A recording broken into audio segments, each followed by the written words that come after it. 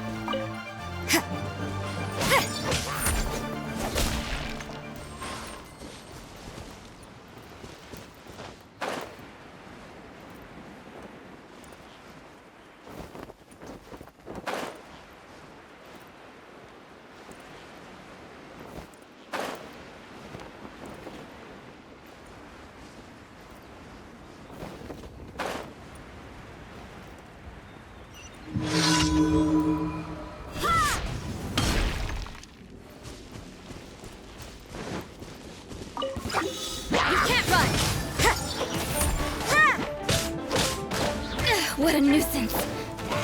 Here we go. Yeah. Ha!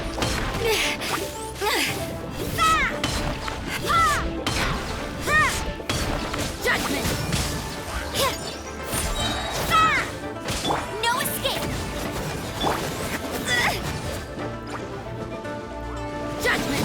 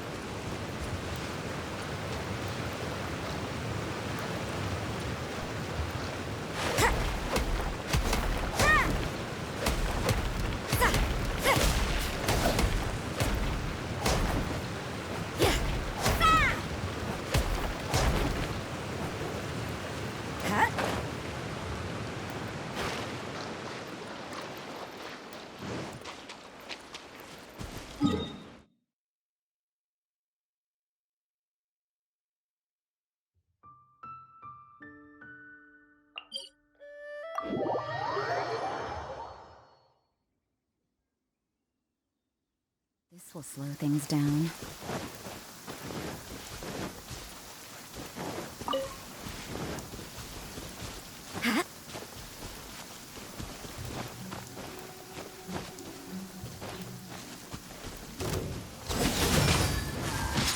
Lights out. Let the show begin.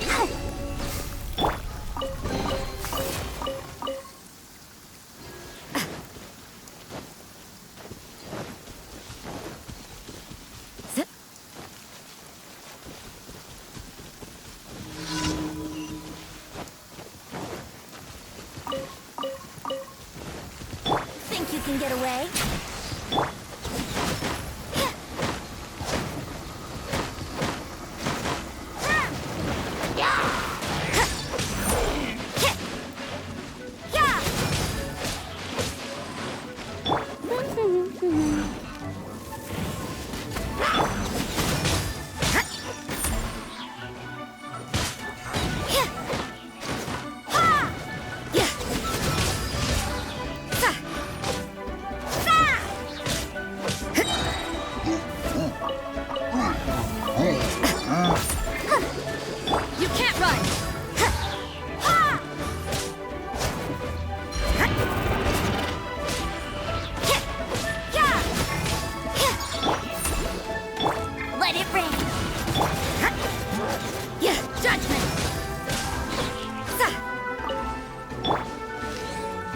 Yeah!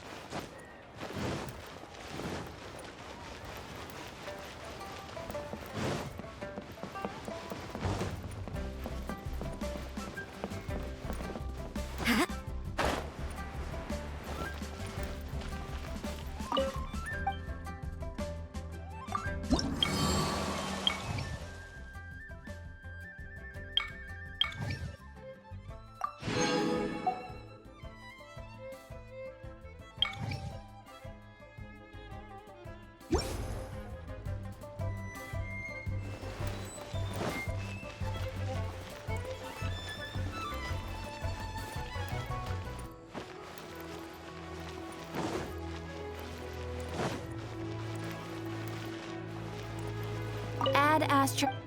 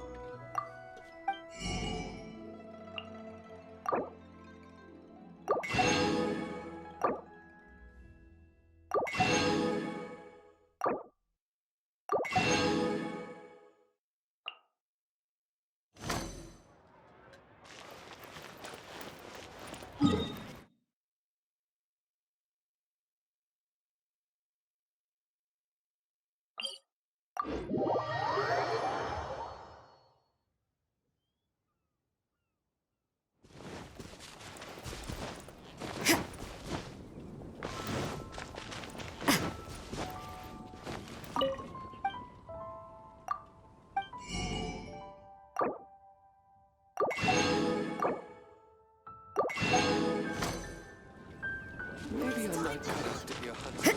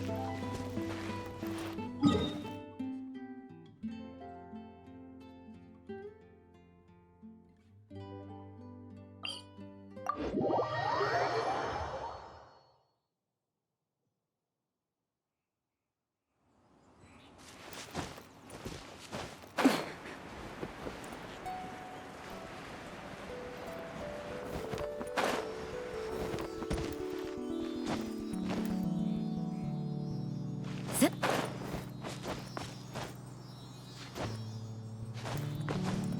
Huh? Huh?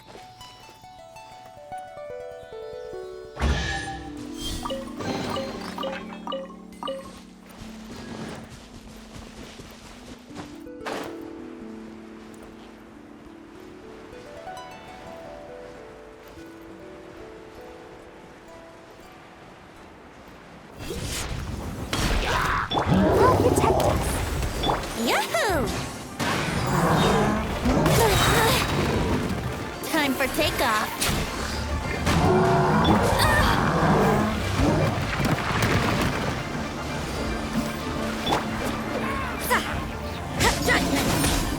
Punishment! Yeah.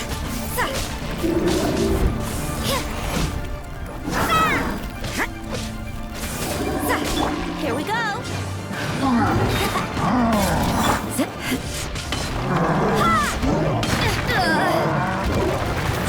What a nuisance. Is this my final job?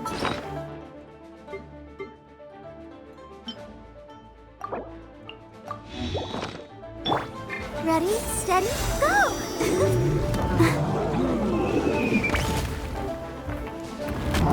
Hold tight. Sister.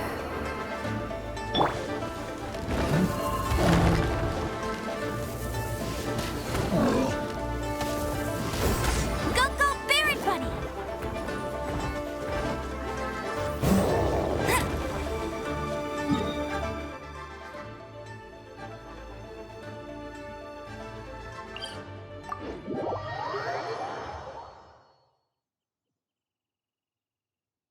Wow, this weather is awesome.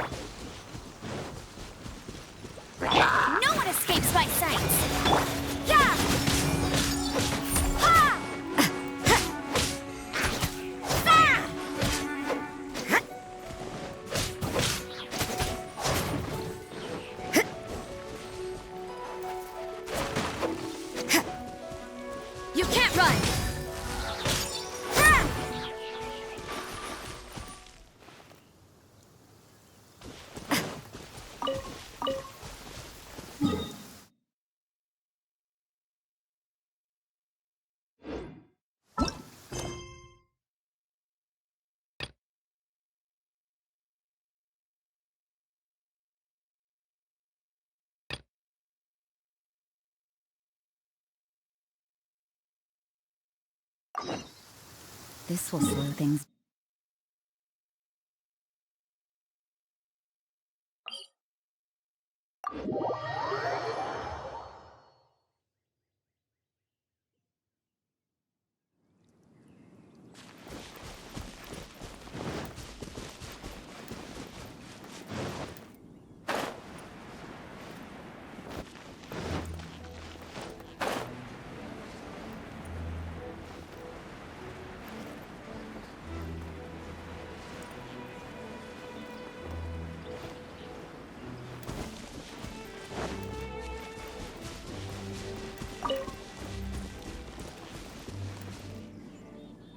Right on time. I myself only arrived moments ago. Did you enjoy your visit to the Jade Chamber? It was so big and pretty and expensive. Paimon's never seen such a fancy schmancy place before. Indeed. It's second to none in all of Liyue. Then you met with Ningguang, I trust? What did you talk about with her? She's super rich and so generous. Paimon thinks she's very friendly. Yeah, his take on Ningguang is quite different from Paimon's. He thinks that even the tactless Yuheng is more trustworthy than her. Oh, so you also met with Keqing then? What did she have to say? She said the time of the Adepti has long passed. If even the Liyue Qixing don't want to face that truth, then what future is there for Liyue? No respect for the divine. Indeed, contrary to the ever-bold Keqing, Ningguang is more of a businesswoman at heart, though they are both members of the Qixing. Although she's friendly, there's no way of clearly discerning her true intentions. Yes, she has only relied on herself to rise to her current position. No ordinary person could ever achieve that. It's said that she's the one behind the constant expansion of the Jade Chamber. It's the second most important thing to her.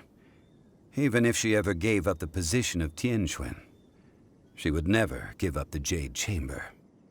The Jade Chamber is only second. What's the most important thing to her then? Why, Mora, of course. All Ningguang talked about was the Fatui this and the Fatui that. She said that after Rex Lapis was murdered, the Fatui have constantly been trying to sink their fingers into Liyue, and that they aren't to be trusted. That is how the Fatui have always been. It doesn't surprise me in the least. No matter what they may be planning, you must be careful when dealing with the Fatui. Always be on your guard. So, is there anything we need to get for the Rite of Parting in Dihua Marsh? Yes, as a matter of fact, there is. Today, we'll be gathering wild glaze lilies. Glaze lilies? But why did we come all the way out here?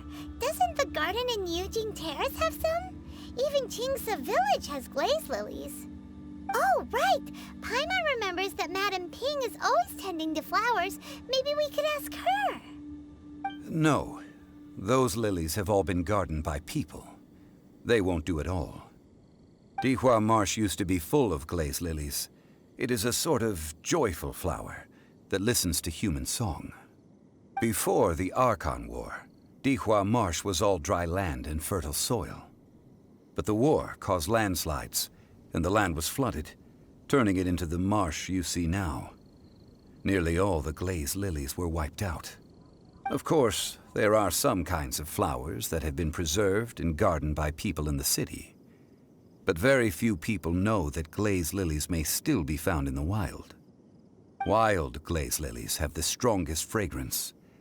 If we want to follow the true tradition of the Rite of Parting, we must grind up the wild lilies and place the powder in a censer of everlasting incense. But I'll need your assistance in gathering these flowers. No, I need you to sing to them. Singing to the flowers will make them more fragrant. So how good is your singing? Really? Why doesn't Paimon believe you? We'll only know once he starts singing.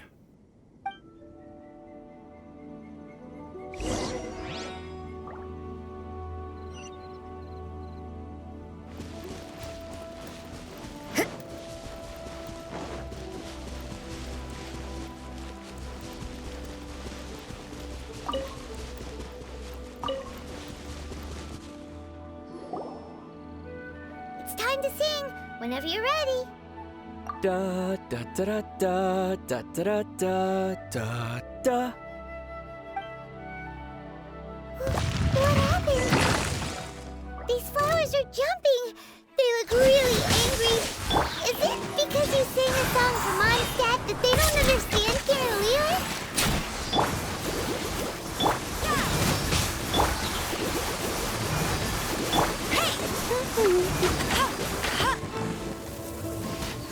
You can't run!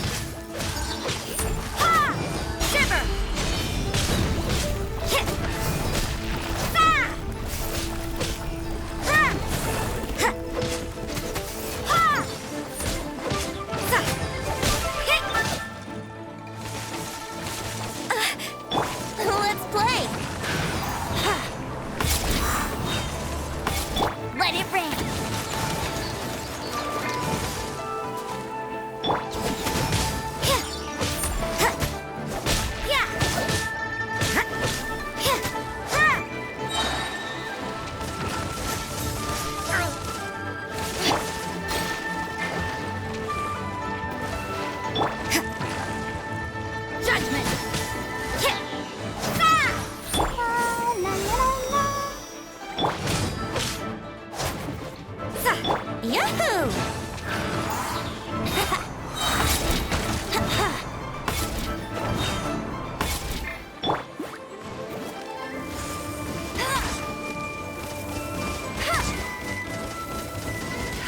You can't run!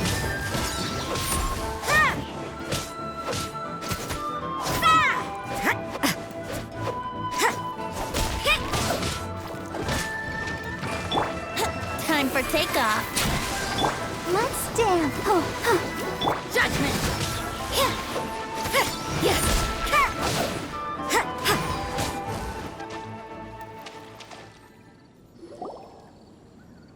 Those weren't glaze lilies. Glaze lilies wouldn't hit people. This little monster is known as a whopper flower. Strange. These petals look interesting. The glaze lilies used as a disguise were buried with the whopper flower for too long. The result seems to have surprisingly potent medicinal value. Let's collect what we can of these petals. Well, that's nice and all, but will those petals be useful for the Rite of Parting? Unfortunately, no. That's so lame. Excuse me. Are you searching for glaze lilies? Oh, hey! It's... What's-her-face? Paimon can't remember. Hello, traveler. I'm surprised you still remember my name. Ah, that reminds me. How was your visit to the Jade Chamber? Well, it sure would have been better if you told us how to get up there. Didn't I tell you the way? Surely I did. Nope, we found the way on our own. Oh, I see. Uh-oh.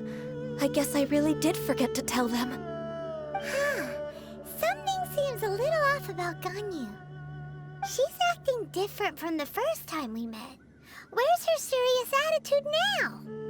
Ah, well, I met you at that time as an emissary of the Tianquan. But now, I am simply out on a stroll to see the flowers. You came all the way out here to see the flowers? Why not just enjoy the gardens of the city?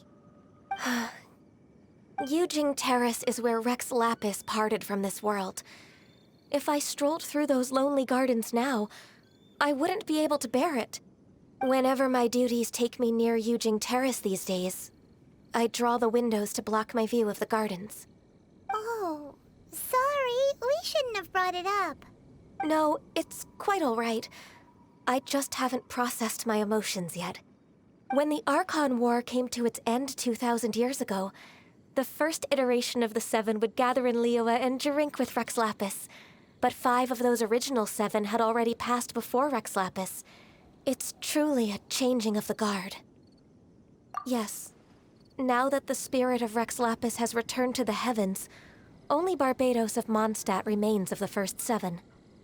The other 5, including Inazuma's Raiden Shogun, are no longer the same friends from 2,000 years ago. Of the current 7 Archons, the youngest is Sumeru's god of Dendro. He is merely 500 years old, whereas Rex Lapis was more than 6,000 years old at the time of his passing. This means that Liyue had been under Rex Lapis's rule from the moment it was first founded 3,700 years ago. The city has never had to bid farewell to its deity. So what do you think of this farewell? Huh? This is a little sudden. As a mortal, I've never dared to imagine a Liyue without Rex Lapis. But as an Adeptus, I think I will eventually come to grips with reality. Since Rex Lapis has passed, the time of Liyue's contract with the gods and Adepti has now reached its end. Huh? Did you just say, as an Adeptus? Yes, I am a mix of human and Chilean.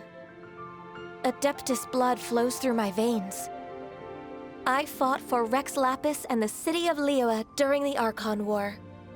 After the war ended, I signed a contract with Rex Lapis and took the position as secretary for the Qixing. I've continued those duties to this very day. Well, let's save that conversation for another day. You say that you are here looking for glaze lilies? I also know where wild glaze lilies can be found. See, I've just picked one myself. Here, you may have it if you wish. We dare not refuse it. Oh, so did you sing a song before you picked the lily?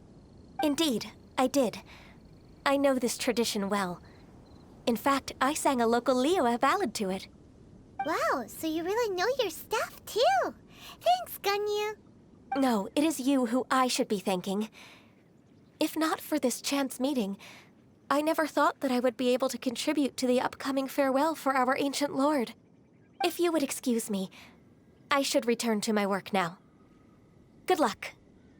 And that just about does it. Our preparations for the Rite of Parting are mostly finished. Given the ease of picking glaze lilies, I think this was a fitting end to our tasks, in more ways than one. Yeah, Paimon can already imagine him starting a business in Liyue. I've had enough ventures in my life already. Beginning a new undertaking is always difficult at first, and requires no small amount of effort. And once business is at full steam, the stress of it all only wears away at you over time.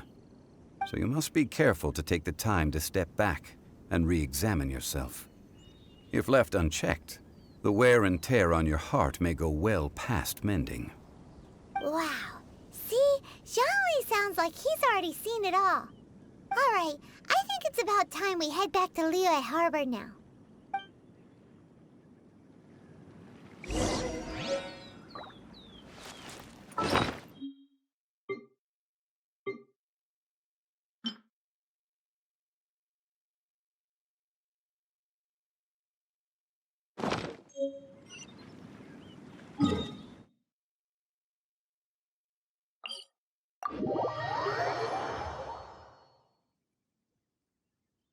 This will slow things down.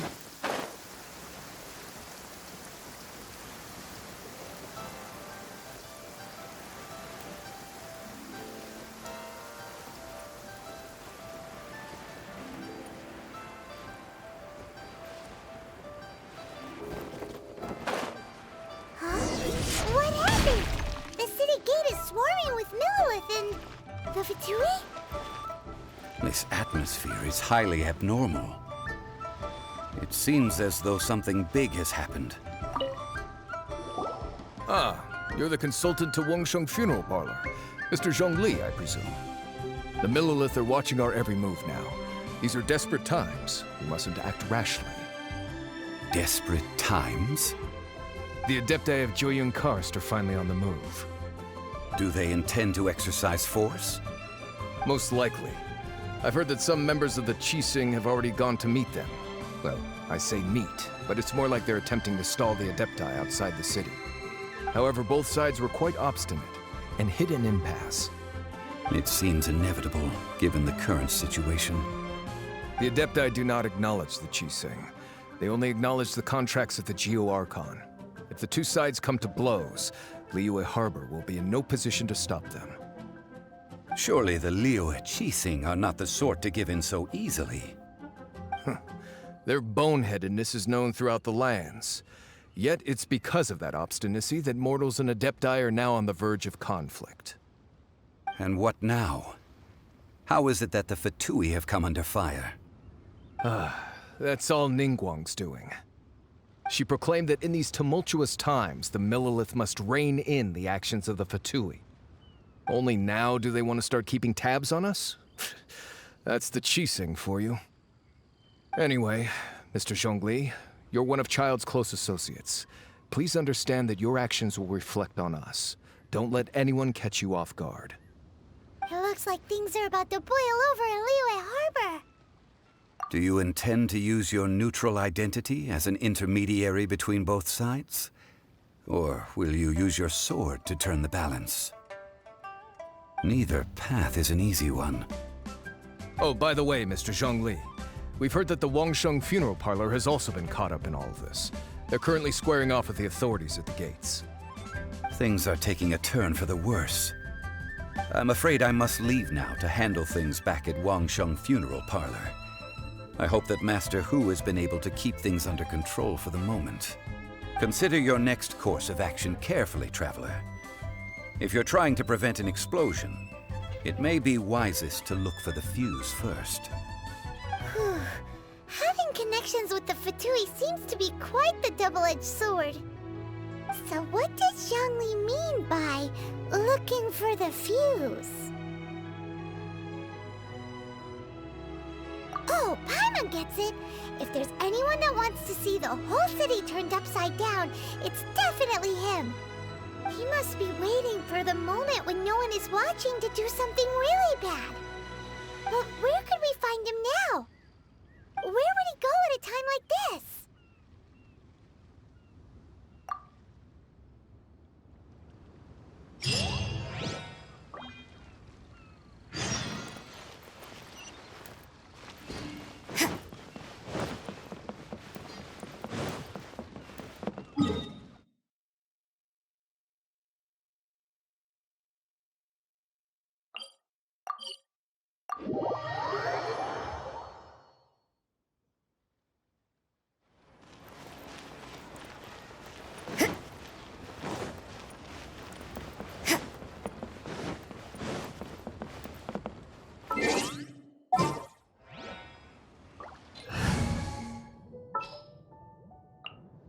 Oh, you're taking me out?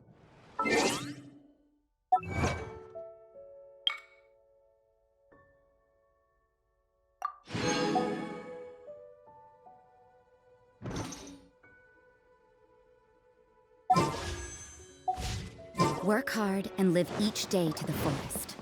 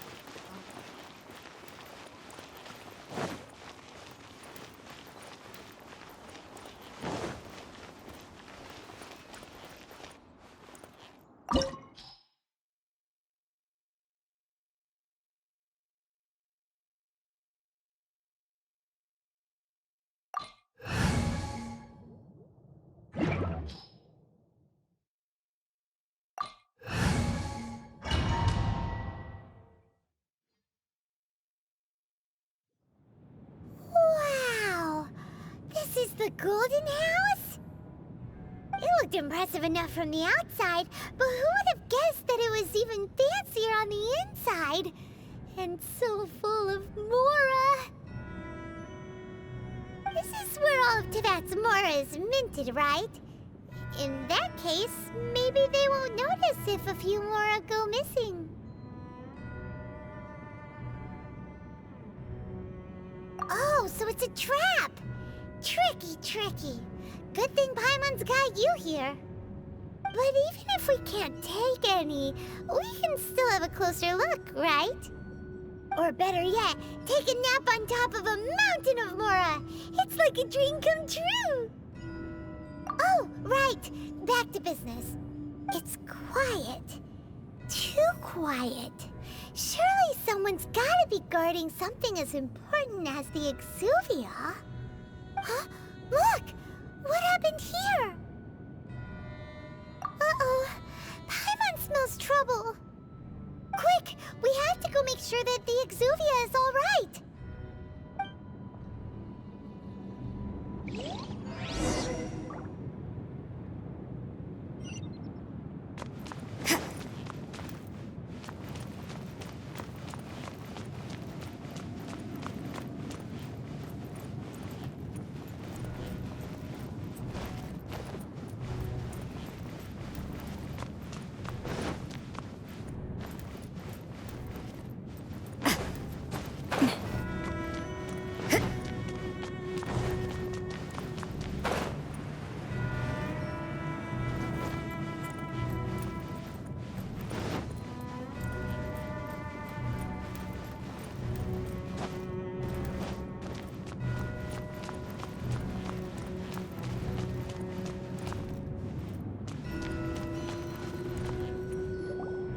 You've already fulfilled your task as guides, so why do you still linger here?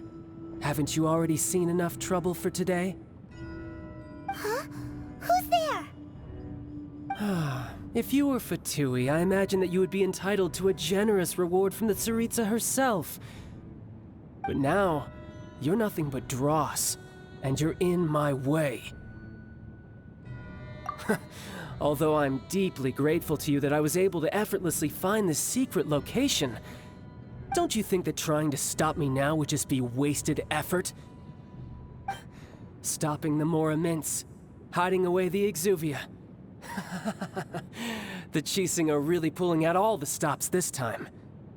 So you've been planning to take the Gnosis from inside the Exuvia all along? As one of the 11 Fatui Harbingers, it's my duty to see the will of the Tsaritsa fulfilled. She will get that which she desires. I'm not asking for your blessing, and there's nothing you can do to stop me anyway. The time for discussion and diplomacy has already passed.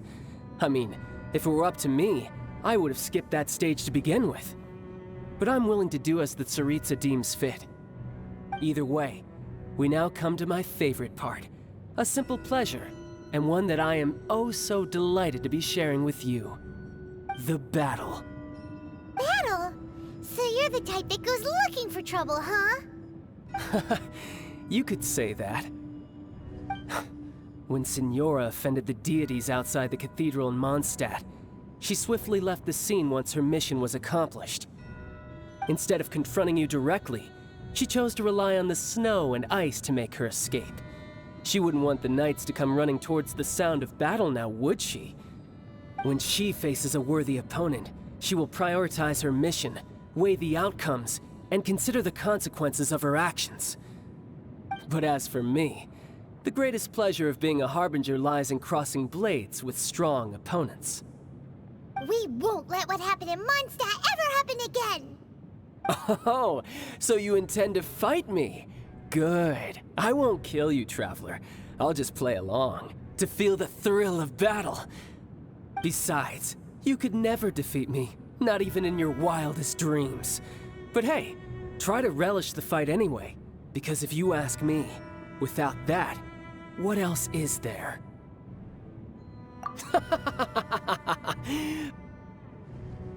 Fighting talk, I love it!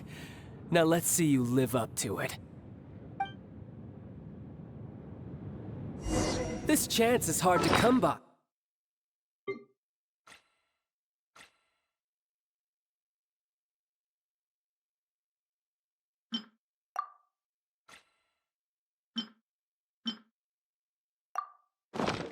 So show me all you've got. So very few ever get the chance to square off with the Fatui Harbinger. So come now, amuse me, and don't you dare disappoint. Come. Yeah!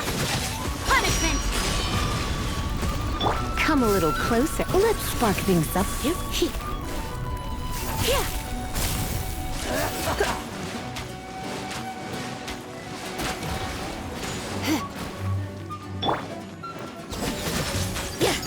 You're wide open.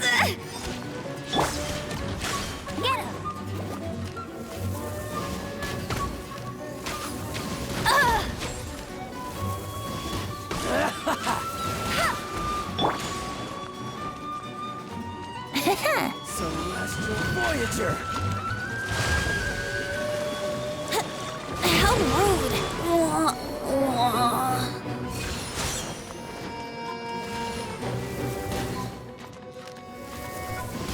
Go, Barret One!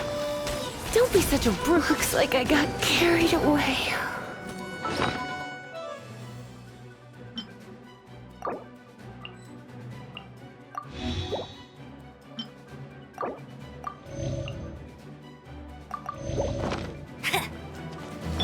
Yahoo!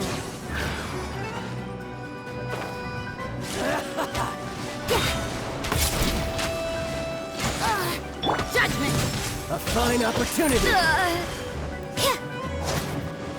Try this. No escape! Here we go! Let me sleep a while. You can't run! Lights out. Not bad, not bad. Not bad. You've got it. Aha!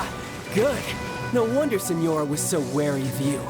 Well, that just means I can go all out. Brace yourself.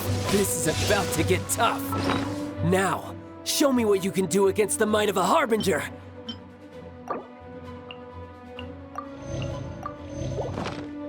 You can't run! No use hiding back there. All you do is run. Break! Not so... Judgment! This!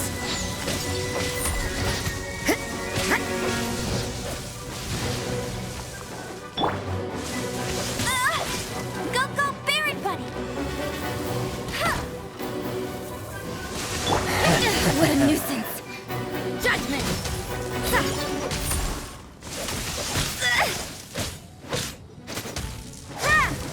No use hiding back there. I'll crush you.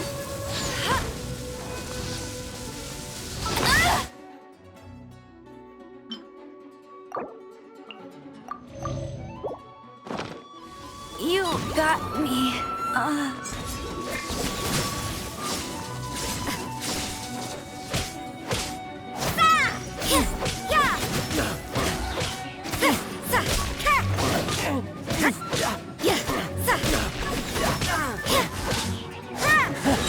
You've got some skills.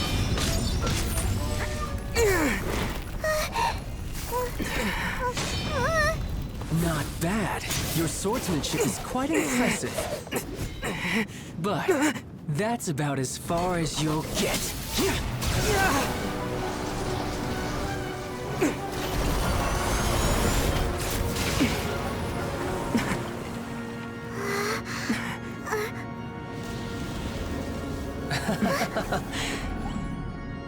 Didn't think you had that card hidden up your sleeve. You were just playing it to get close to the Exuvia! Oh, quiet down. Stop acting like some wide-eyed recruit. You've seen this world. You of all people should know. This should have been expected! Well then, I'll be taking Morax's Gnosis now! I see. Well, this is most unexpected. You, You beat me to it, didn't you?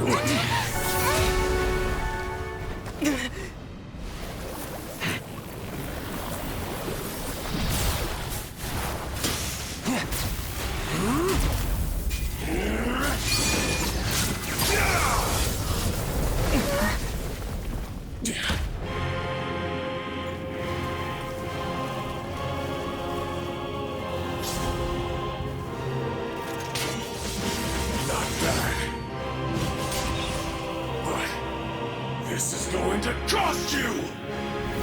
Yeah!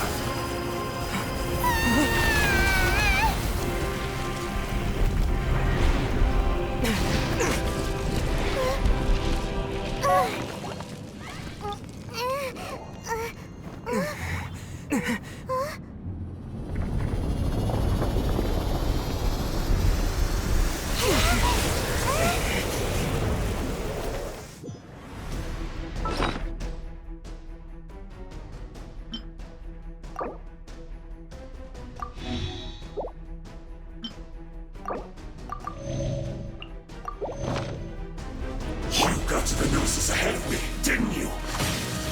Did you simply move faster? Or did you leak the information regarding the Golden House to me on purpose? No matter. Hand the Gnosis over, now! Don't make me take it from you! We didn't take it! Oh, no. My lyre is broken.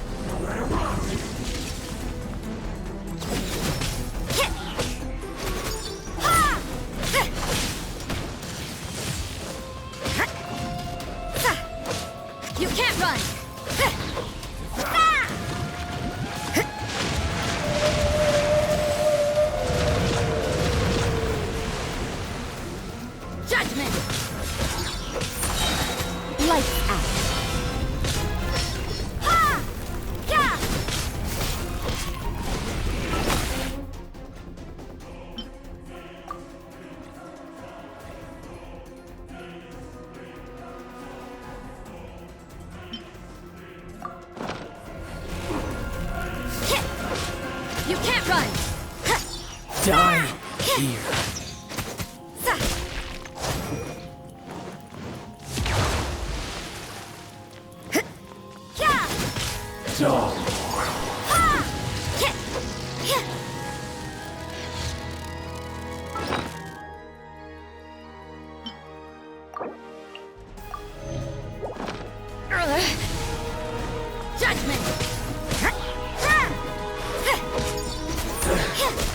Some you win, and some you lose.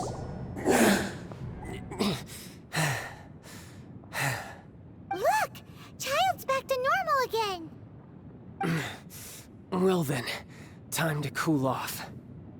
It seems the burden of the foul legacy transformation was too great for my body. I lacked the opportunity to think this through. And now that I consider the matter more carefully, you never had any chance of beating me to the Gnosis. You had no connection to the Gnosis, no matter where it had been taken. That's what we've been trying to tell you! We didn't take it! Your show of ability today far surpasses that of Signora's initial assessment of you in Mondstadt. Tell me, how could that be? You already know the answer, don't you? I can see it in your eyes.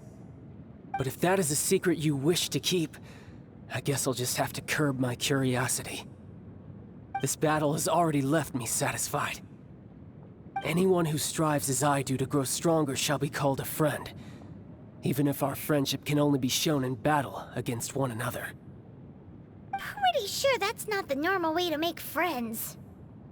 Unfortunately, I must bring this amiable conversation to an end. My quest still beckons. Given that the Gnosis wasn't taken by anyone, then we must look once again to the beginning. Perhaps it was never in the Exuvia to begin with. In fact, it might be that the Exuvia was just a diversion of sorts. What? So you mean that... Yes, it appears so. Interesting to say the least. It seems that the guardian deity of the capital of commerce is also well versed in little maneuvers beyond the boundaries of contracts. As such, we must now look to our backup plan. Backup plan? I had hoped it would never come to this, for the weak will be swept away in the process. The truth is, the world belongs to those who pursue strength. I seldom willingly involve myself with the weak. Unfortunately, we cannot be picky about our methods as Fatui harbingers. Children must all learn to eat their vegetables sometime. So what are you planning to do? I will awaken the god that lies dormant beneath Guyon's stone forest. A god? Osial, overlord of the Vortex, who was defeated by Morax, the Geo-Archon in the Archon War, and who has remained pinned beneath the waves by the Geo-Archon's stone spears ever since. If such an ancient god were to be unleashed upon Liyue Harbor, defenseless without the protection of its deity, do you think the cunning Rex Lapis would just stand aloof and watch the ensuing destruction? But the Archon War ended 2,000 years ago. How can an ancient god appear in a world now overseen by the Seven? Simple. I've already prepared the means to awaken it. Hey! Those are sigils of permission! Oh, Paimon remembers now. The Fatui have been researching them! Indeed. The one that was given to you was just a byproduct of our research.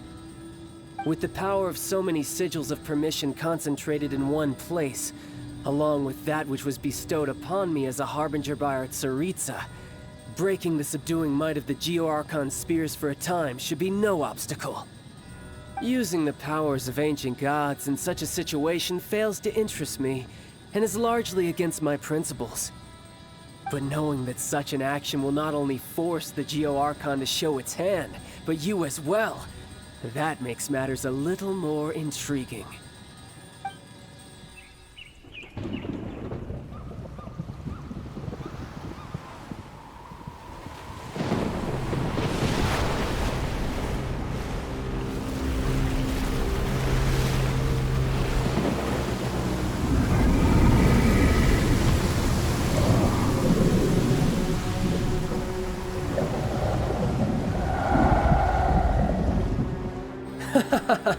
Let's see. Will the nation that has lost its deity be swallowed up by an ancient malice once more? If you wish to drown together with the people of Liyue, you're free to stay and enjoy the show. Huh? He's already gone! That guy is fast! What's going on?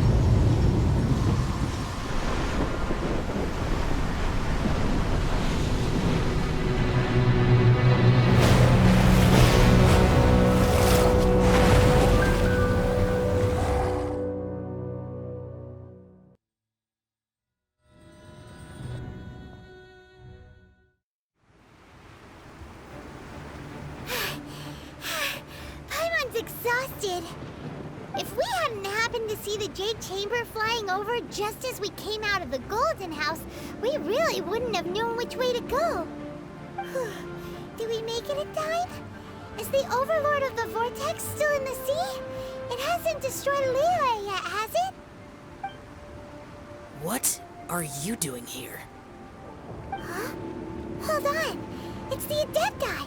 What are you doing on the Jade Chamber? Paimon thought you were arguing with the Qixing. Is the fighting over? Faced with a calamity of such magnitude, we have agreed to put our differences aside for now and unite against this common enemy. Oh, Paimon gets it. So how do you plan to defend Liyue?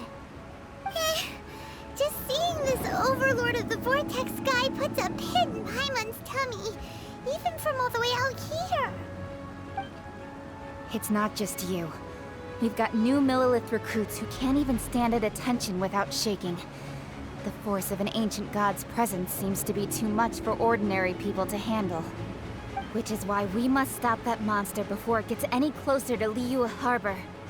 So the Archon War was fought 2,000 years ago against enemies like that thing? Now that's scary.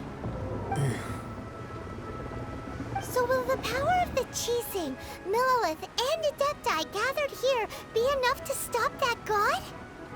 We've already discussed this together, and our conclusion is... not necessarily. What? But all of you are supposed to be the Guardians of Liyue. Can't you think of something?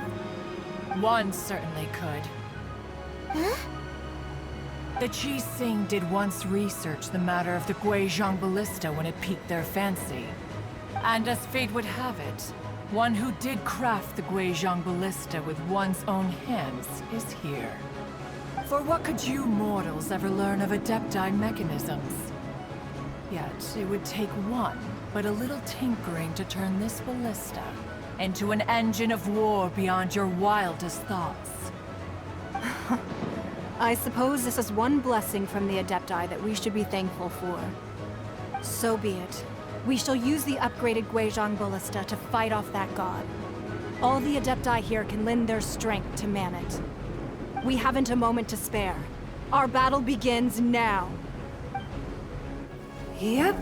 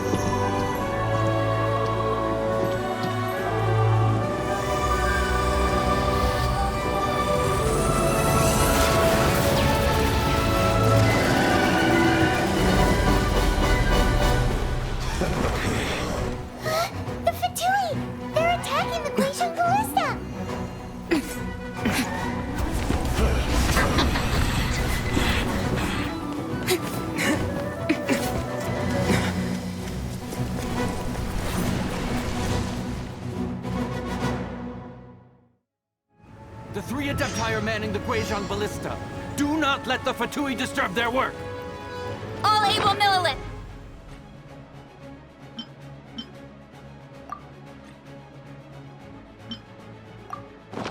With me! Let's go help too! We Adepti have not faced a god in several millennia. Let one see what you're made of then. What strength remains within you? What wishes to witness?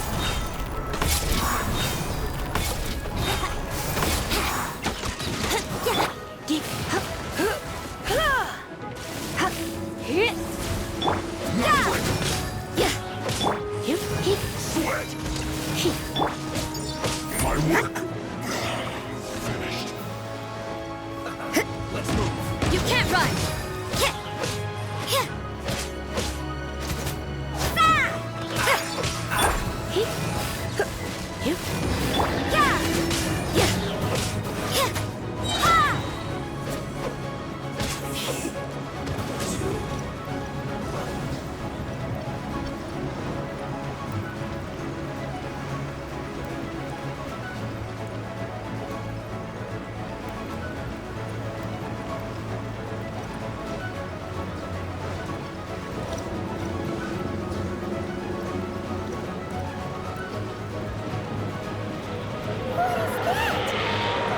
That is Osial's divine power. I am very familiar with it. Be careful not to get hit.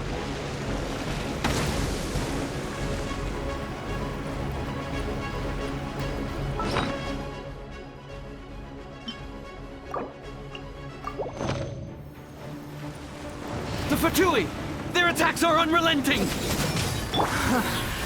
How daring. Snezhnai's diplomats will answer for this afterward. Every last one.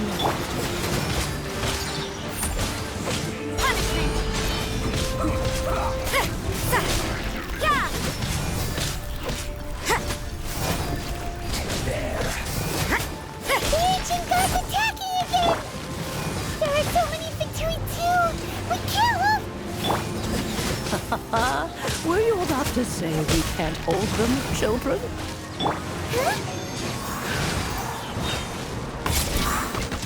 Don't lose heart. Here, take this. This is adeptal energy. That light from your body, it's like the tiny giant cars. Wow, it's Madam Pink's shockwave. This granny's really strong.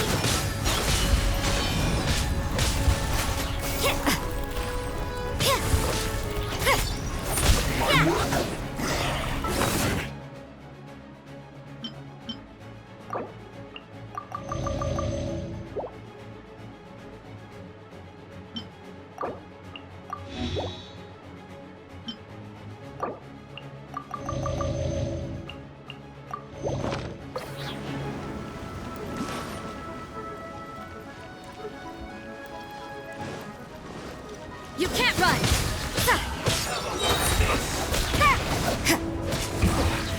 This isn't good.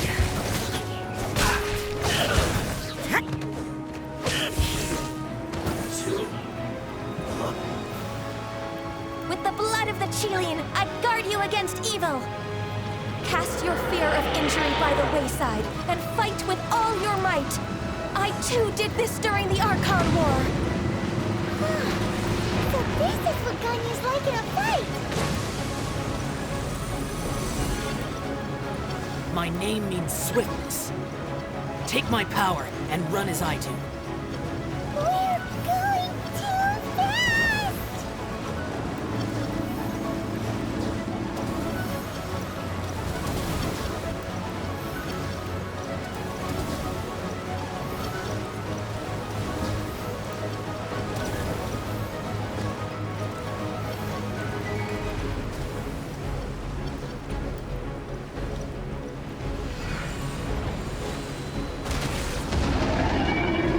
Child, you are strong in body and spirit. Perhaps you can withstand 3 forms of adeptal energy at once. This will hurt a little. Please bear with us. Once you've adapted, try to use them in battle. This is good. This is it. Judgment!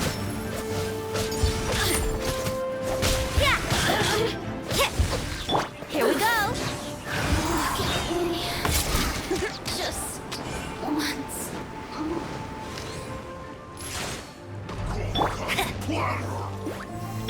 You can't run! Punishment!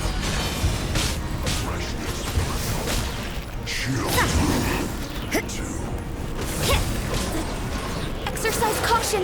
I fear that the god's power has reached its peak! In other words, if we hold here, there's nothing worse to come, right?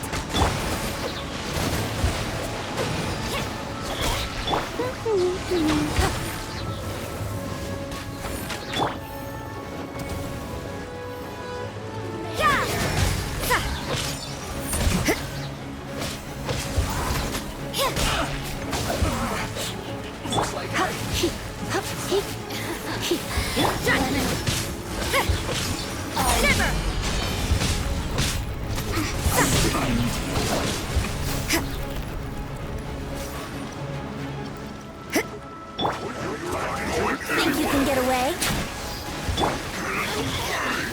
You can't run!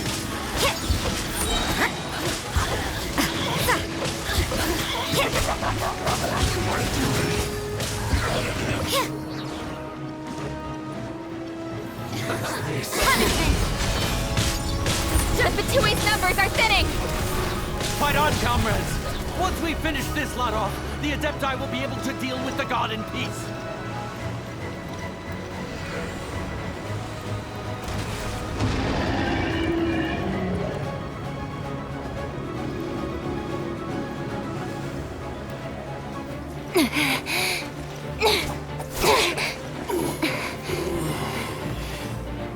The interlopers are no more. Now we may commit ourselves fully.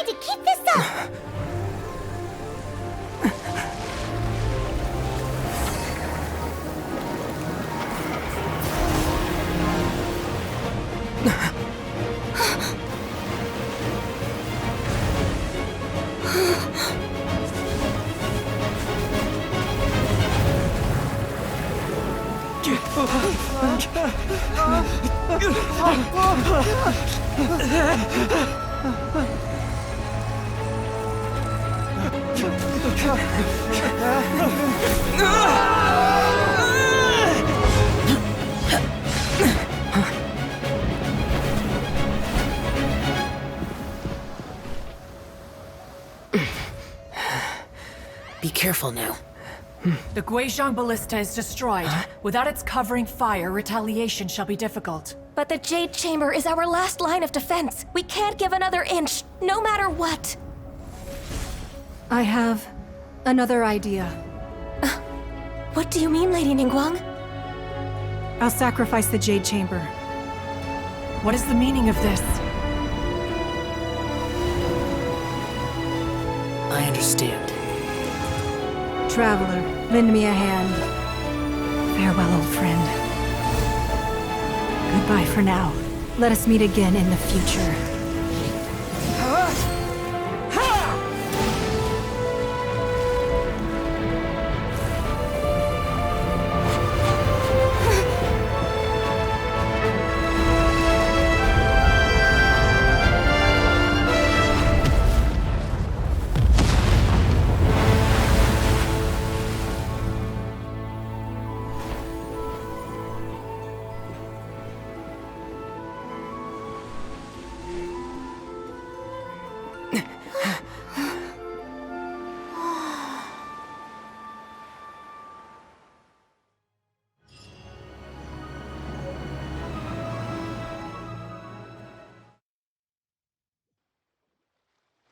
Is it finally over? The ominous aura of that monster has indeed begun to fade.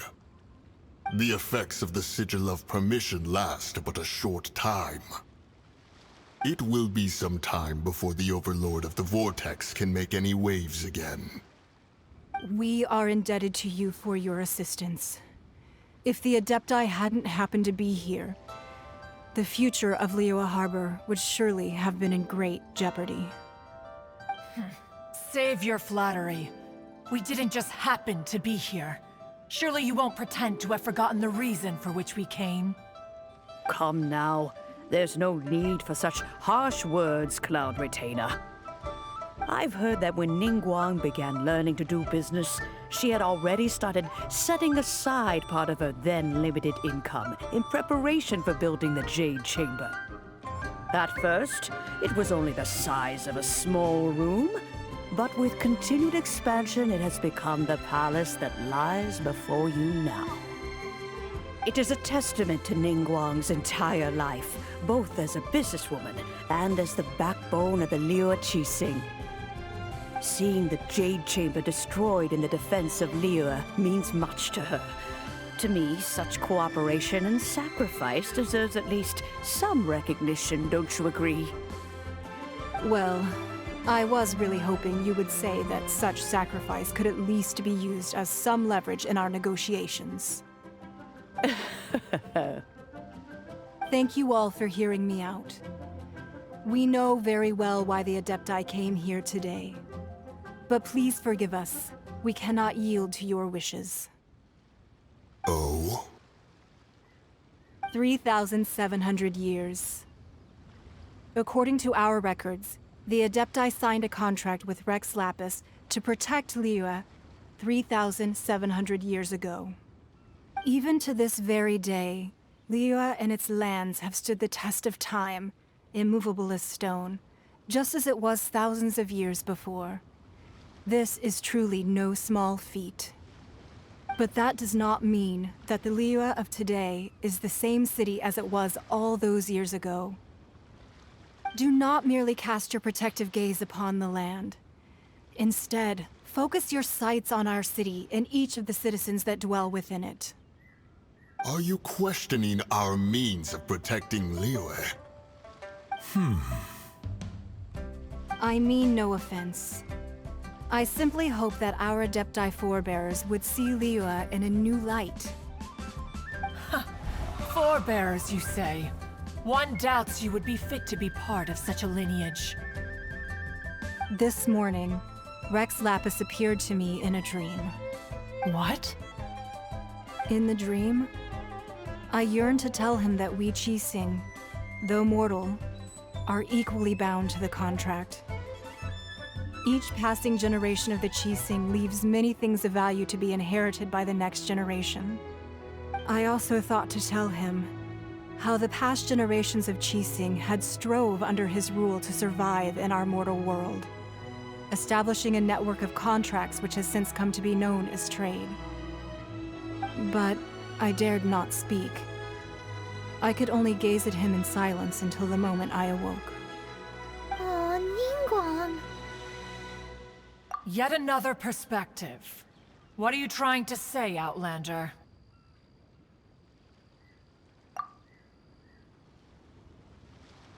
Right!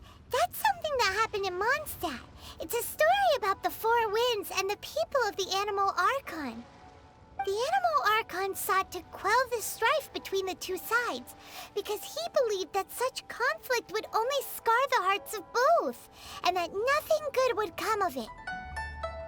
Each of the 7 nations has its own scars from the past. Though your point is the very height of simplicity.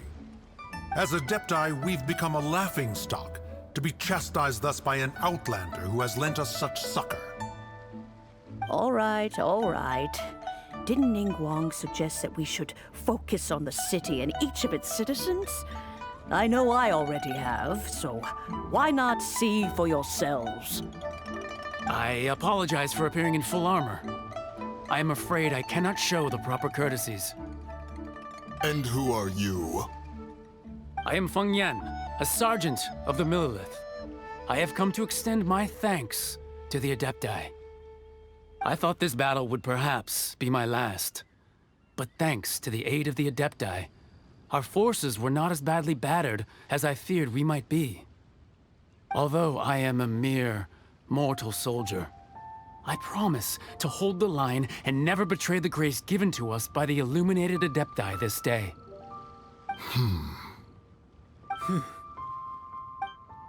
Huh? Why does everyone look so down? Didn't we just beat that big monster? Weren't you frightened, dear? It was quite the predicament. I wasn't afraid.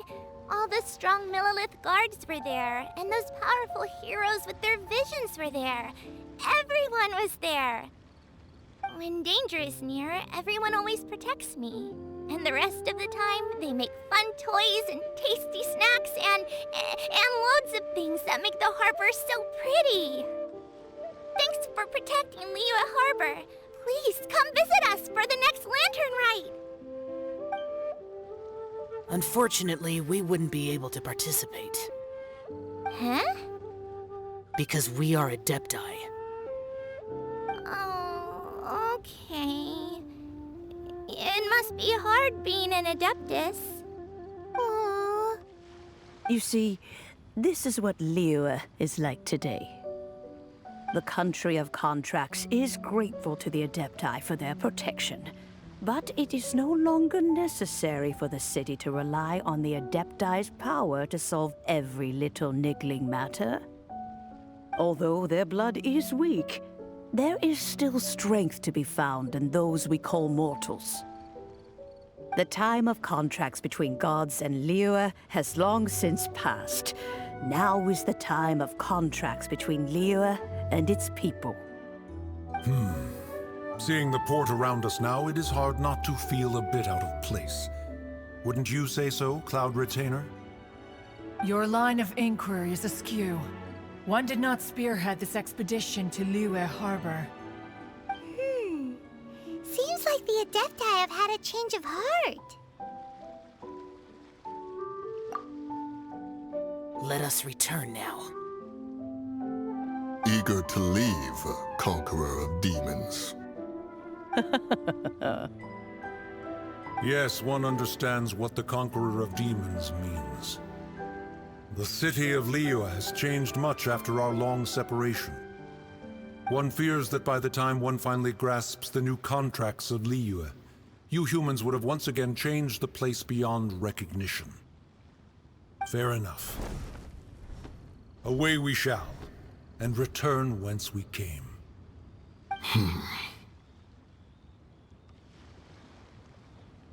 Since we Adepti have consensus, then one shall persist no further. But how will we ensure that the Liyue Qixing will not simply exploit their power once we depart? In my view, that is still a thing to be guarded against. All right, Mooncarver, you needn't worry. It seems to me that this right of supervision is best left to the people of Liyue. Looks like the conflict between humans and Adepti was avoided. All's well that ends well, huh? Oh, right! It's nice that we've got peace and all, but we're forgetting one thing. Childe wanted to unleash the god so he could lure Rex Lapis out. But we were able to handle the Overlord of the Vortex on our own, so Rex Lapis never showed up.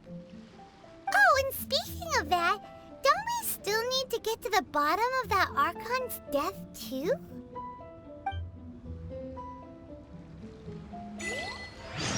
Hyman doesn't get it.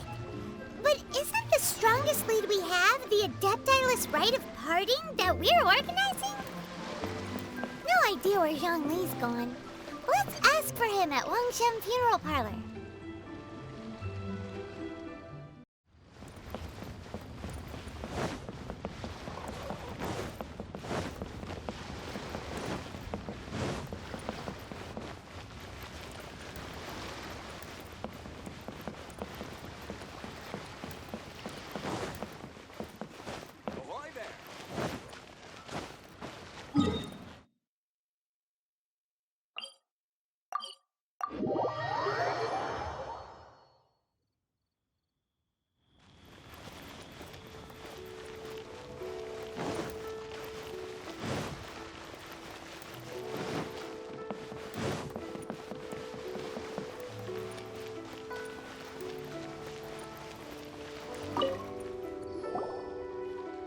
Is there anything I can do for you two?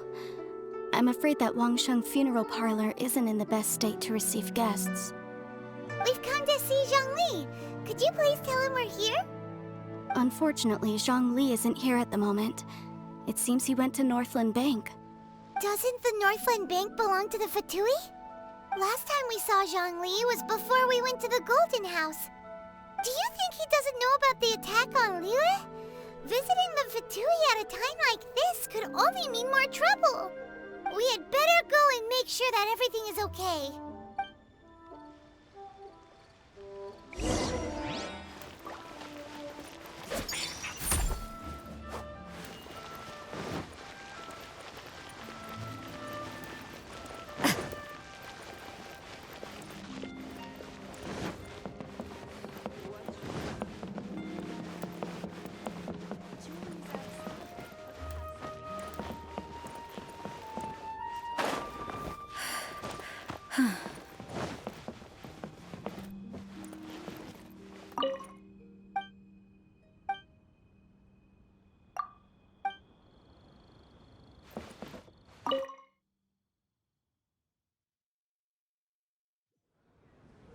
You call this cooperation between Harbingers?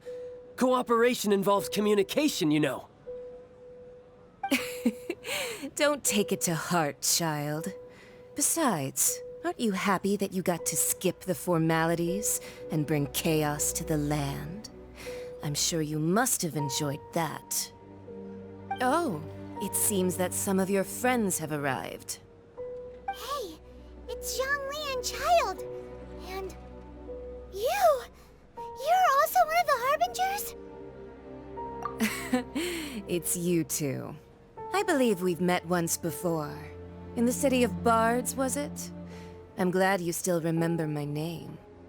Ah, right. I imagine that it must have been rather hard to forget watching helplessly as something precious was snatched away from your friend. Well, if it isn't you two. This is our first time seeing each other since Liyue was nearly wiped off the map. This is certainly a bit awkward, wouldn't you say? Paimon knew that we should never have trusted a Fatui Harbinger. Oh, now don't say that. Sure, I may have misled you, but I never had anything against you personally. Besides, I thought we were getting along quite well together, didn't you? Except for that little tussle we had at the end. Nothing personal. We just have different views, that's all. Of course, you may very well hold this against me, but that's up to you. The real deceivers here are Senora and Zhongli. Curse them for leading me on. So actually, I think... Stop wasting time, child. There'll be plenty of time to chat once I'm through here. You remember the agreement, Morax. Now, if you would be so kind. The Gnosis, please. What in the world are you talking about? The contract is fulfilled. That which thou seeketh is now bestowed unto thee. For my promise is solid as stone.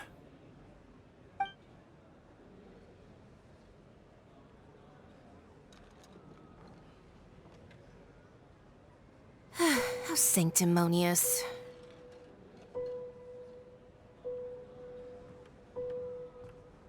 What? So you're the Lord of Chio? No, wait! That's an exciting twist and all, but why give the Gnosis to the Fatui? I do not give it for free.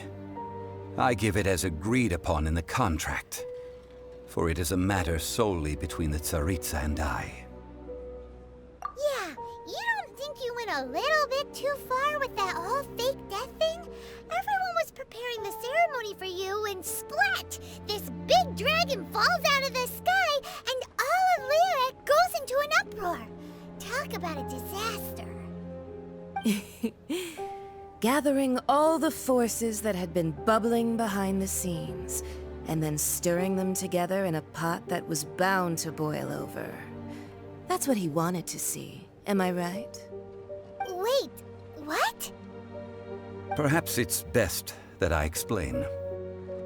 As you know, I've dwelt upon this world for more than 6,000 years. I witnessed the founding of Liyue, together with the Adepti 3,700 years ago. Even boulders that can withstand whirlpools will erode with the passing of time. I kept convincing myself that cracks had not begun to form, and that the end of my time had not yet come. Until one drizzly day, as I was strolling along the harbor, I heard a merchant tell one of his workers, "You finished your duties. Go ahead and call it a day." I stood motionless among the crowds, asking myself, have I already finished my duties? Oh, Zhongli. But as I began to consider relinquishing my divine role, I soon discovered that many reasons still remained to not hastily depart. Was Liyue, the city I had dwelt in for so long, already prepared to enter its next age? I decided that a test was needed in order to reveal the answer. So I feigned my own death, and gathered the cast of Childe, the Adepti, and the Liyue Qixing to play their roles together on the stage that was Liyue. That's right, which is why I continued to safeguard the Gnosis until now. So you mean that if the chaos ever reached the point of no return, you would simply appear and use your divine powers to bring Liyue back under control? Of course, and it would have been all too easy for him too. Just as a child quickly matures after losing their parents, so has Liyue matured when faced with the death of its deity. I was pleasantly surprised with the finale of the show that you all put on. Why, you even deserved an encore. The Adepti deserve the greatest applause, considering their years of seclusion. They hardly recognized the city, yet faced with such a crisis, they exerted the greatest amount of restraint.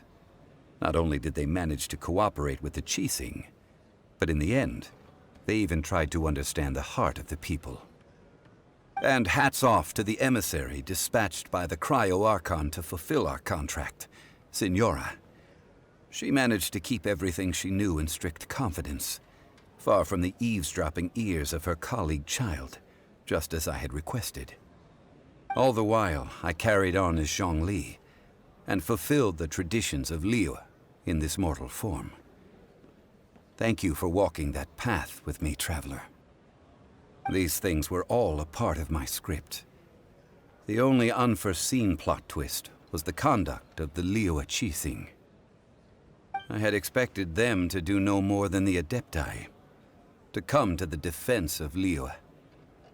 But when all was said and done, they seized the opportunity to supplant Liyue's divine protectors, and used the subsequent power vacuum left by my death to quickly gain complete control of Liyue. Huh?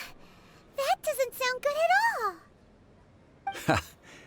On the contrary, I think it is excellent. I had always feared that it was too soon for them to take over from me. And it was also that which I longed for the most. As such, this is the best parting gift anyone could have given this god of old. Hey, what about me? Doesn't anyone feel the least bit of remorse for deceiving me? You've practically kept me in the dark! I think that thanks would be more appropriate. You certainly played no small part in all of this, wreaking havoc and turning the city upside down. The Lord of Geo ought to thank you for your performance, if anything. If you hadn't created the pressure of a battle between mortals, Adepti, and a god, the lump of coal resting in the hands of the Geo-Archon, Liyue would never have been able to become a dazzling diamond of a city. Huh? Just whose side are you on, mocking me like that? Are you itching for a fight? Hey, haven't you learned the Liyue saying, don't always call it as you see it? Well then, with the Gnosis in my possession, I have no use for such idle chatter. We should return to Zapoljarny Palace and seek an audience with Her Majesty, the Tsaritsa. Come, child. Fine. I'll meet you there later. I'm not sharing a boat with the likes of you. Do as you wish.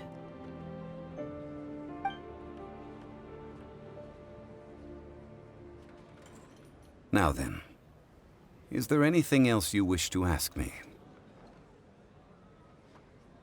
Right! As Zhongli always told us, a good trade is a fair trade. Paimon has no idea what could be a good trade for a Gnosis. Realistically speaking, there is no such thing. Huh? However, I am the god of contracts. For thousands of years, I have made countless contracts. If the deal was of no benefit, then I certainly would not be inclined to agree to it. My agreement with the Cryo-Archon will be the last of my contracts as the Geo-Archon. My contract to end all contracts. As for the bargaining chip that the Tsaritsa used to balance the scales, uncover that answer for yourself in your future journeys.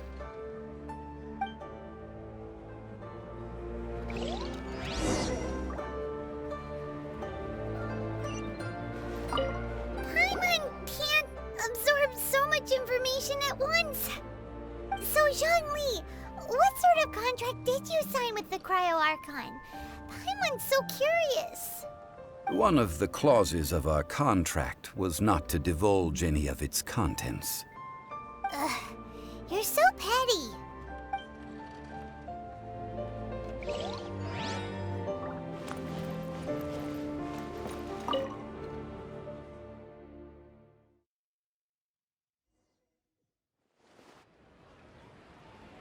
Today's the day of the Rite of Parting.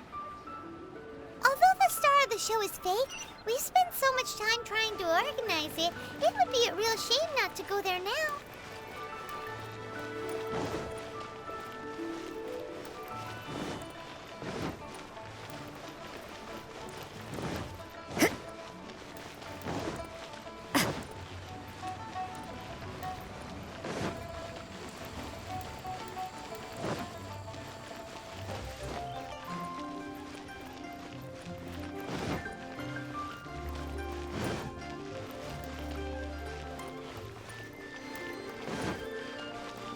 You know that god from the ocean couldn't have just shown up out of nowhere. I mean, it's been 2,000 years since Rex Lapis subdued it. Yes, and to think that this happened right on the heels of the incident with Rex Lapis, too. Say, do you think the person who assassinated our lord and released that evil god might have been one and the same? Now that you mention it, that's very possible. Yes, it's very possible indeed. I mean, it all fits together. That person must have colluded with the evil god to harm Rex Lapis. Oh, that wicked, black-hearted scoundrel. Still, what sort of supernatural prowess must this person possess to be able to do such things? I have never heard of such a person in all my years. Ah, forget it. Guessing's no use to us. Look, the Millelith over there looks like he's about to make an announcement. Let's hear what the Ministry of Civil Affairs has to say first.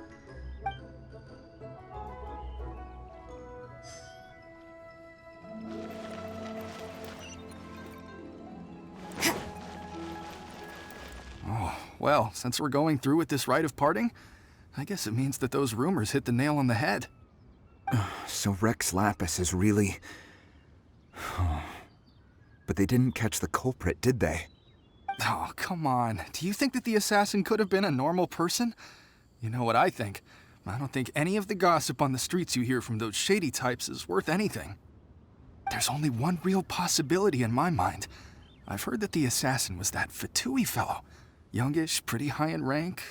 I think they called him Childe. The Fatui? They certainly are very suspicious. Who knows what those greedy, crooked folks... Shh! Lower your voice. If the Fatui catch you in their sights, Rex Lapis won't be around to protect you this time.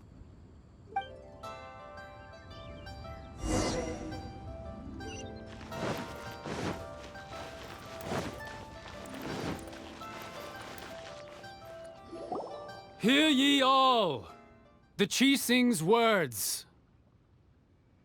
Though a dragon soars ageless as the mountains, it too must return to dust. This is common knowledge.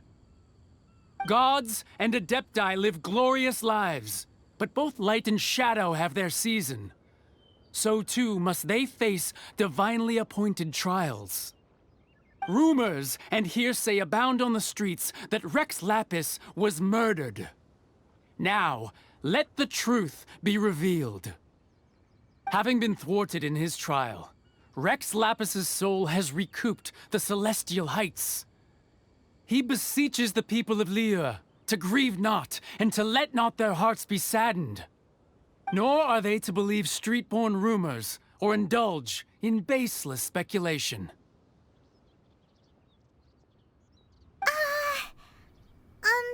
Paimon needs a translation on what the Qixing's announcement said. So that's how they're spinning it. Something feels off.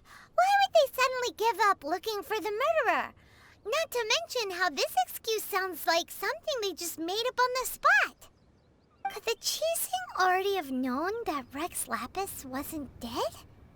But Zhongli said that neither they nor the Adepti knew anything. Did Zhongli tell them in secret after his gnosis changed hands? Exactly, right? Ooh, seems like the Rite of Parting has been going on for a while now. Let's go have a look.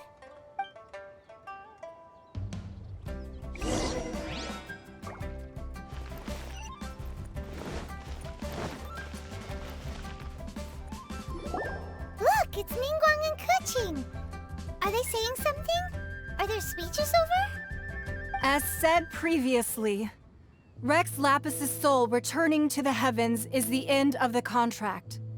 And it is also the end of an era. 3,700 years of contracts burnt and reduced to ash. We, the people of Liyue, were indeed prosperous. But blinded by our prosperity, we forgot that time can be pitiless. The long, unending dream of our Archon walking among us. Now that we have awoken from our dream, we must learn to say farewell.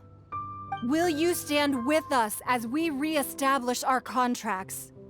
As we build a new age of prosperity? So concludes the words of Her Eminence the Tianquan. Does Her Eminence the Yuheng have anything to add? Huh? Is she looking this way? Traveler.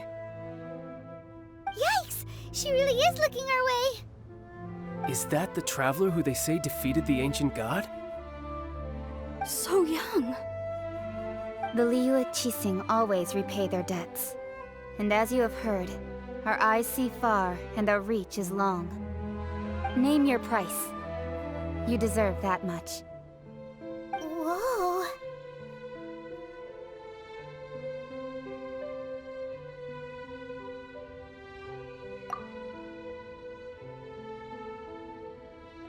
Well, could you help me put up some missing person posters?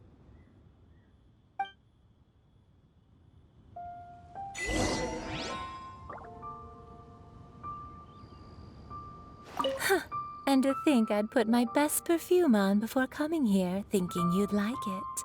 But it seems as if those perfumes really were meant to be offered to Rex Lapis. Well, that's fine. Suffer no rivals in love, they say. And that's 3 gone in 1 stroke. As for the mortals and Adepti of Liyue, what shape shall our relationship take from now on?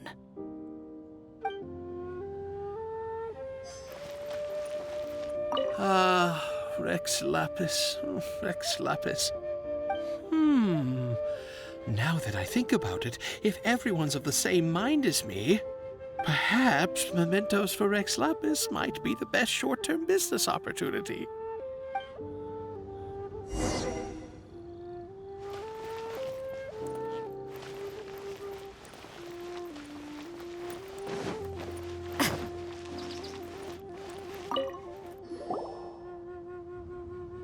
Hey, Zhongli! Look at this. Everyone in Liyue is caught up in their emotions, thinking that they'll never see Rex Lapis again. And here you are looking all relaxed. Why would I not feel more at ease after laying down the burden I have borne for 3,700 years? Right. If the two of you can spare the time, I should treat you to a meal at the Xinyue kiosk. Ha! That sounds like big talk, Zhongli. Paimon might have believed you if you were treating us to some third-round knockout, but you'd have to pay out your nose just to stand inside Xinyue kiosk. Are you sure you can afford it?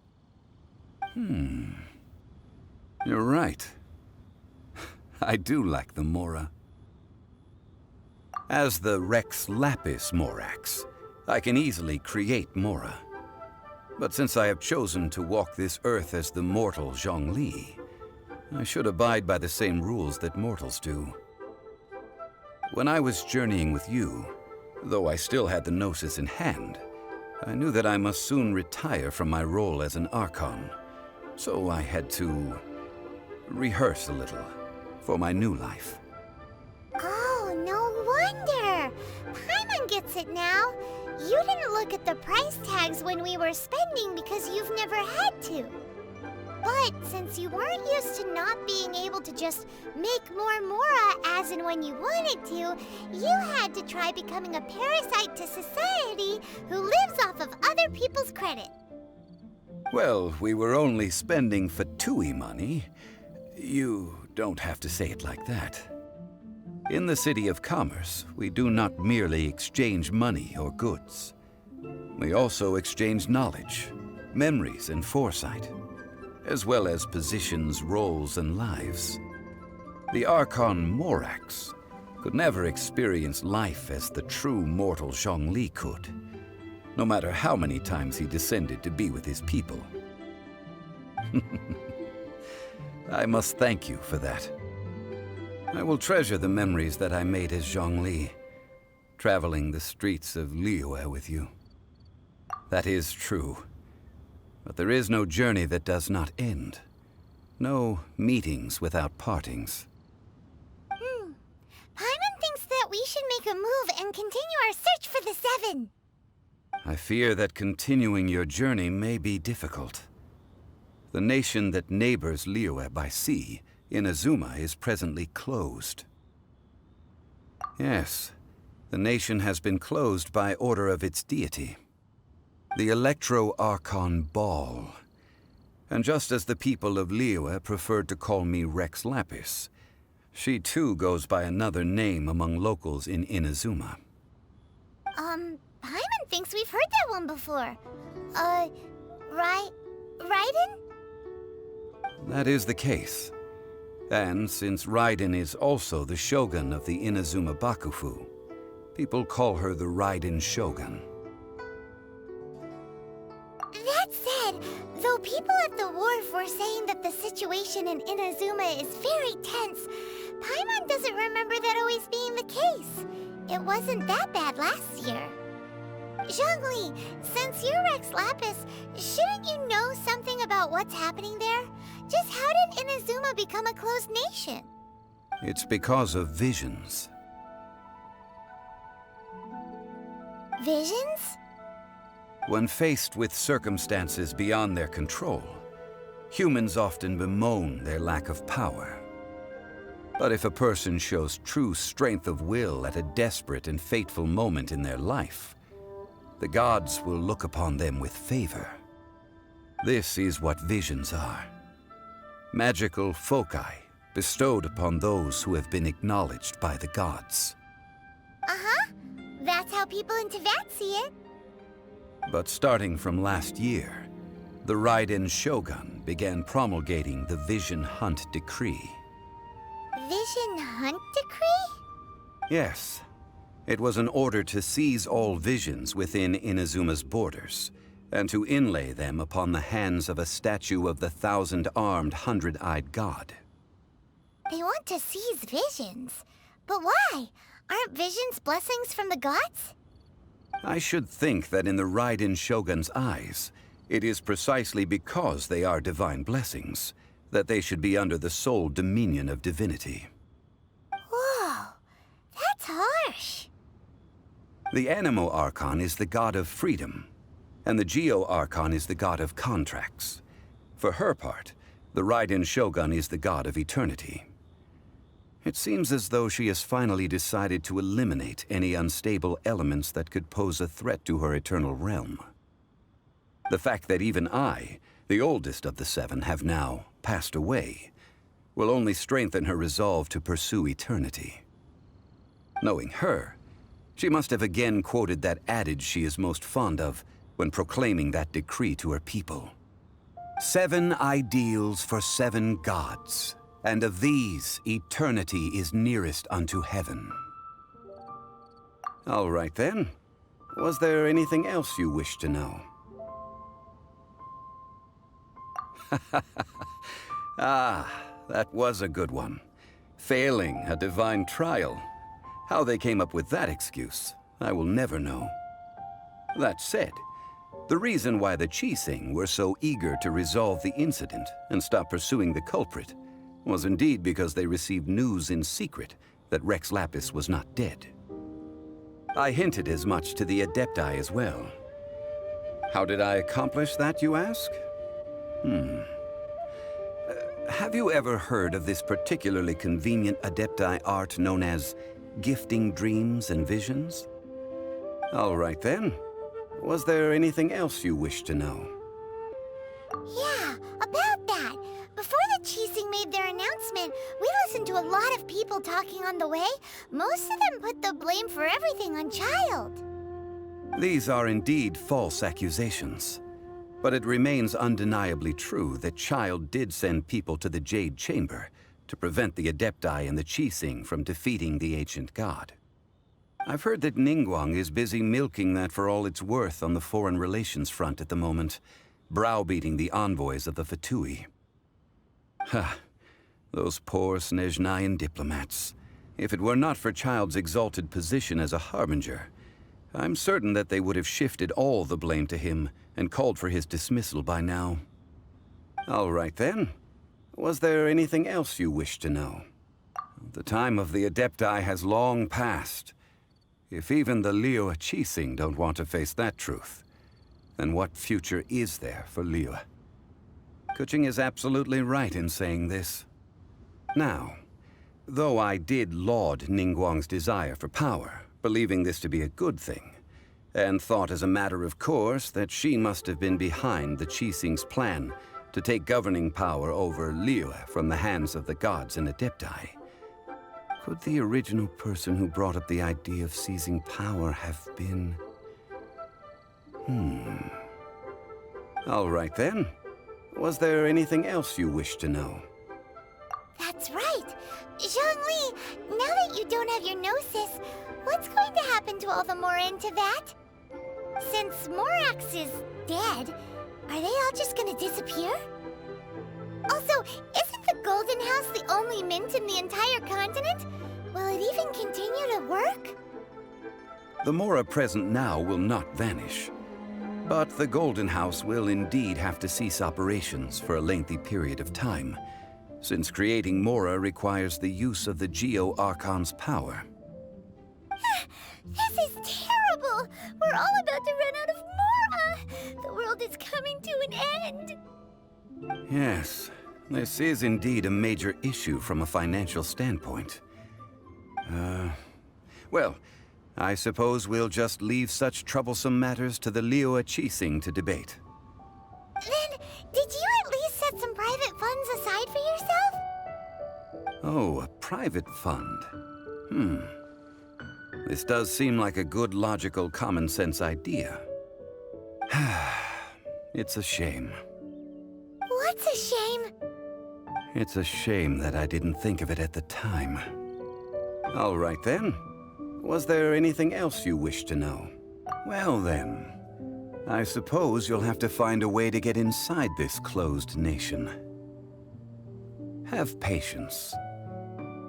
I suspect that some serendipity must first come into play.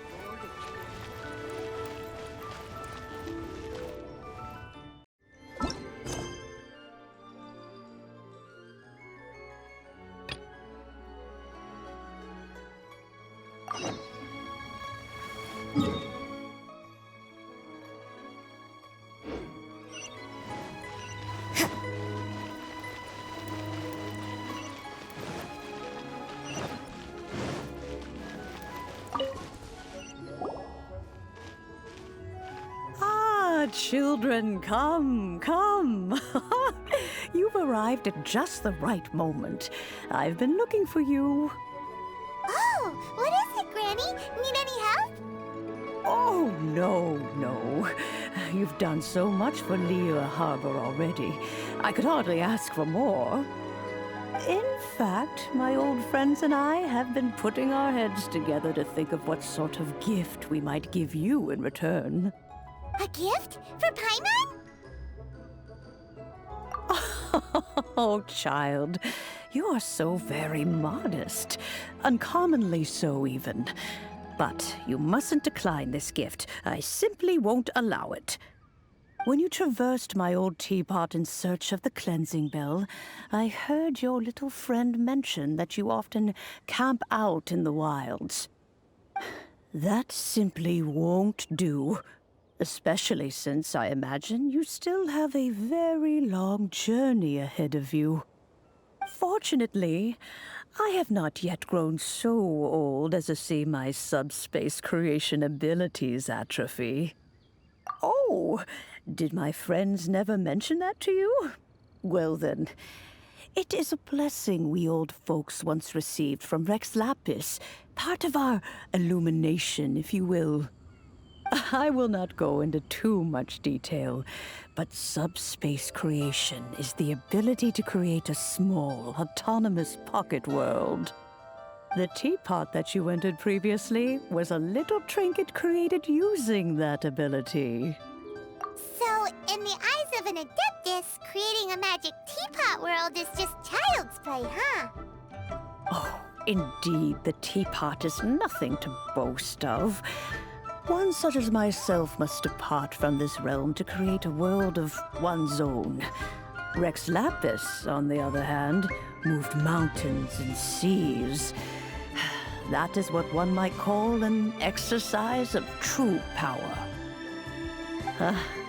But that's enough nostalgia for now.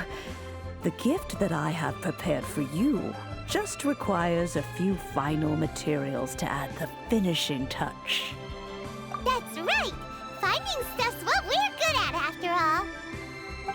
Oh, settle down now, children. There's no need for you to go running hither and thither. I have already found a fleet-footed youngster to prepare what I need. What's more, I doubt that you would know how to find the materials I am searching for. Some of them are very rare indeed these days. Well, for starters, I require some shimmer soil from the banks of Dihua Marsh. Back in the day, it could only be found where the glazed lilies thrived most profusely. You would have to dig downward, following the roots of the glazed lilies, and if you were lucky enough, you just might find a small patch of shimmer soil there. But almost no one has been able to find shimmer soil in this manner since Dihua Marsh came to be the way it is today. Even more difficult to find is Smaragdus Jadeite, which must be chiseled from the rock of the chasm. Or so it used to be. Ever since the Blackcliff Forge opened for business, they've slowly but surely stripped the mines all but completely bare of it. In any case, Smaragdus Jadeite is an Adepti treasure, and the adeptal power within is not something that most humans can withstand. Extended contact with it is, in fact, harmful to humans. Goodness knows if that child will succeed in finding these items. Well, since you're an Adeptus, Granny, the person you asked for help, they must be an Adeptus too, right? Yes. I suppose she does count as an Adeptus. She counts? How come there are so many Adepti in Liyue Harbor? We seem to bump into them all the time. It feels like even when you go out to eat, you could be sitting next to an Adeptus and never even know it. Oh, maybe so. Who can say? A fair few of my old friends are rather fond of mundane mortal life, after all. I'm back, Granny. Oh, I don't believe we've met. Allow me to do the honors. This child here is Yen Fei. She's the one helping run some errands for me. Yen Fei, I believe you already heard of the Traveler and his traveling companion. Of course, who hasn't? Much has been written about you in the Millilith's records. You became one of Liyue's most wanted after the Millilith marked you as a suspect following the incident at the Rite of Dissension. After which, you fought off the Millilith at Julian Karst and made contact with the Fatui. Before finally defeating an ancient god together with Granny and her associates, and subsequently being cleared of any and all suspicion by the Qixing. What a shame. A shame that we didn't meet sooner. If we had, well, I can't say that I would have been able to clear you of suspicion immediately, but it certainly would have been less, embarrassing for you. Allow me to introduce myself once more. I'm Yanfei, a legal advisor. Got a legal problem? You can come right to me. Oh, yes, here's my business card. You'll find it has my contact details and office address. Keep it handy. If you have an urgent issue, just leave me a note at this address. Oh, and I almost forgot to mention, I offer a very generous discount for first-time customers. All right, Yanfei, all right. Let's get to the business at hand. I do not think these two are in any dire need of legal assistance at the moment. You'll have to excuse Yanfei. She's always been like this, ever the talkative one when it comes to her own affairs. Question. You seem really different from the ones we've met before. An Adeptus? I guess. Kinda. My old man said he was one anyway. He mentioned that he once campaigned with Rex Lapis for a long old time, and then after that was all over, he went back and married my mom. They had me, and once I was all grown up, the two of them upped and left on a journey, leaving me with Granny here. Well, that's a bit casual for an Adeptus. Aren't you guys supposed to sign solemn contracts to protect Liyue Harbor and all that stuff? What do you mean he just went back to get married? Well, my dad did say that he'd talked it through with Rex Lapis and that he was fine with it. Even contributed towards the wedding gift, apparently. Anyway, let's not dwell on that too much. So, Granny, I've gotten a hold of most of the stuff you asked for, except for Smaragdus Jadeite. I couldn't find any at all. The chasm's been sealed off, and there's just no way in. Couldn't secure any documentation either. Looks like the Ministry of Civil Affairs is serious about keeping it strictly locked down. Is that so? But Smaragdus Jadeite is really rather essential. Yanfei, are you sure you can't find some other way? They have helped Liyue greatly, after all. It is only right that they are duly rewarded. I know, Granny, you've told me 1,000 times already. Well, the chasm's definitely a no-go, but there's still a chance we can figure out some alternative means of procurement. Hold on a moment. Let me have a look. Whoa, that's a really thick book. What kind of things do you write in there? Commercial consultancy. Or Snezhnaya. Ah, found him. Krusel. A Snezhnayan merchant who once came to me with some legal queries on certain articles in the legal codices. If my memory serves, all of them had to do with rare ores. He mentioned that he was considering acquiring some Smaragdus Jadeite to make hairpins, and wanted to know if there were any legal ramifications that he should be aware of. Said he was planning to sell them in Snezhnaya. So, I guess I'll go look for him. With any luck, he'll have gotten his hands on some Smaragdus Jadeite, or might have an idea of where we can find some.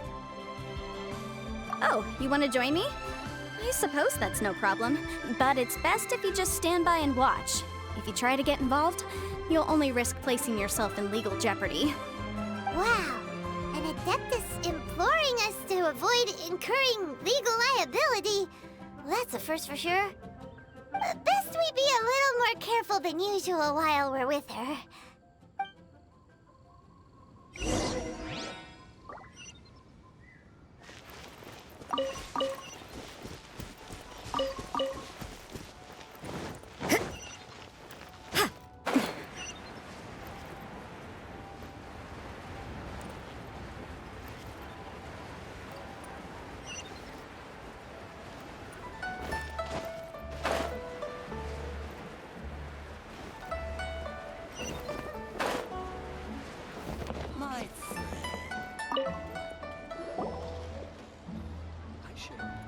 Hello, Mr. Krusel.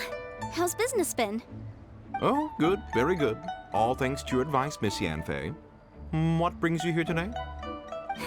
You're too kind. I was simply doing my job. Now, I believe that the last time we met, you mentioned that you were looking to source some Smaragdus Jadeite to make hairpins. Have there been any further developments on this front? Well, yes. As a matter of fact, in the end, I did acquire a small piece of Smaragdus Jadeite and had it fashioned into a pair of hairpins. Miss Yanfei, Might I presume that you have an interest in the hairpins? I must apologize, I've already rented them out to a lady named Zhi. If you'd like to inspect them, you may have to wait quite some time. Wait, isn't Smaragdus Jadeite really rare? Aren't you worried about the hairpins getting damaged or lost while they're being rented out? No, I'm not worried in the slightest, because I signed a contract with Miss Zhi before renting them to her. The contract makes it quite clear that if she loses or damages the item in question, she must compensate me for its full original value. In return, I included a clause that guarantees the Smaragdus Jadeite is genuine, with a penalty of 10 times the item's value payable by me to Miss Zhi in the event that it is shown to be a fake. Guaranteed genuine, with 10 times the value payable if this claim is shown to be false. Yes, these terms are very clear indeed. Of course. This way, both the client and I have the assurance we need. To ensure fairness, each of us has retained an original copy of the contract. In that case, might you know where Miss Zhi lives? We'd like to pay her a visit and have a look at the hairpins. Oh, of course. She wrote her address down when we signed our contract. Here, I'll mark it on your map for you. Thanks a lot, Mr. Crossell. We'll be off now.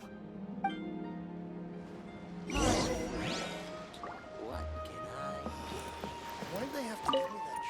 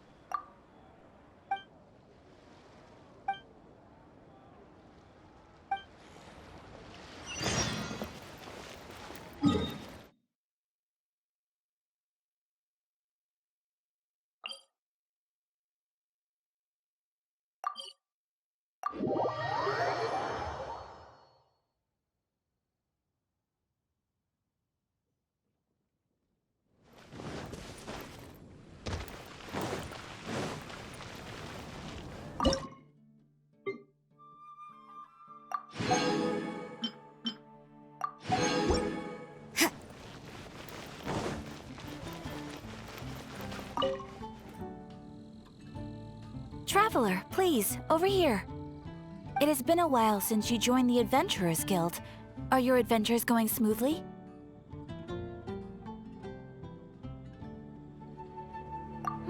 Is that so? Apart from your own skills, reliable teammates are also indispensable when adventuring. Another person to count on is always good after all. But recruiting such dependable companions is no easy matter, is it? Yep, and it's even harder to get a guide as good as Paimon. Ah, yes. I do have some information that may be of help to you. Let me consult our records. Ah, there it is. There's been a certain blonde stranger who arrived in Mondstadt lately, dressed in most unusual clothes. Blonde. Dresses all funny. It feels like Paimon's heard this one before. Wait, do you mean... Does that stranger's face look anything like his?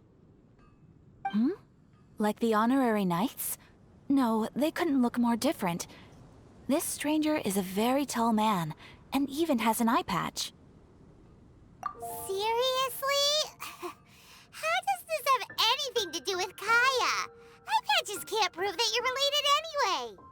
That stranger declined the guild's invitation, so I can't say that I know anything about the relationship between him and Mr. Kaya. Nonetheless, you can look for him if you're interested. Perhaps he might accept your commission instead. After all, it is not uncommon for some adventurers to not want to be limited by the guild, but be happy to accept a fellow adventurer's requests.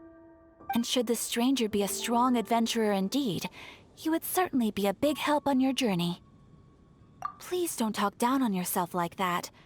You are the honorary knight of the Knights of Favonius, after all. Your deeds are the stuff of song for all the bards in the city, even now. Well, as to further news about him, you may want to ask Mr. Lawrence. He stands guard at the city gate, so he may know something about that stranger. I wish you every success, adventurer.